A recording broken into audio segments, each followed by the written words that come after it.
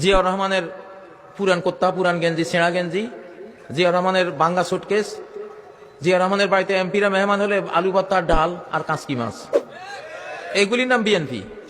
এগুলি খাঁটি বিএনপি, জিয়ার বিএনপি। জিয়ার এই নীতিটা ঠিক ছিল, সুন্দর ছিল, ঠিক নয় কি?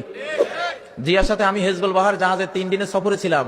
ওনাকে বললাম যে আমরা মাদ্রাসার ছাত্র, আমাদের তো স্কলারশিপ একবারে কম, আমরা ফাজেল ডিগ্রিতে, তখন আমি ফার্স্ট ক্লাস ফার্স্ট ছিলাম বাংলাদেশে, 300 টাকা। তো বললাম যে জানাব, আপনি তো এখন আমাদের বাংলাদেশের প্রেসিডেন্ট, তো আপনি এটা এই জিনিস দেখেন। জিয়া রহমান আমারে বলে কি জানেন? আচ্ছা তুমি বলো তো, ওলা তাশতারু বিআয়াতি সামানান কালিলা, এটার অর্থ কি?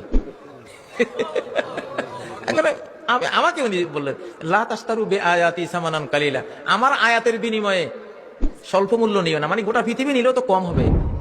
জিয়া সাহেব আমাকে বলতেছে এটার অর্থ। বললাম এটা হলো যারা আয়াতের ভুল ব্যাখ্যা করে পয়সা খায়, আসলে ওইটা, কিন্তু এটাও সিটা লাগে আর কি। হেসে দিয়ে, আমরা তো তখন ছোট্ট বাচ্চা, আমার বয়স কত ছিল? 16 বছর বয়স, কিন্তু আমার জামাটা ছিল সবচেয়ে লম্বা। ভার্সিটির একটা মেয়ে দেখে বলতেছে, কই এইটা এই বয়সে এত লম্বা জামা গায়ে দিয়েছে, বড় হয়ে কি করবে?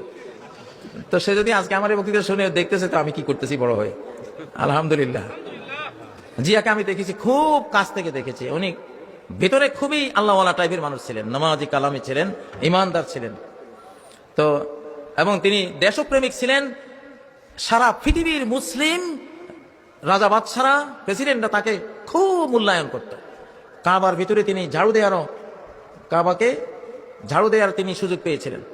ইরান ইরাক যুদ্ধ বন্ধের দায়িত্ব প্রাপ্ত হয়েছিলেন, ঠিক নয় কি?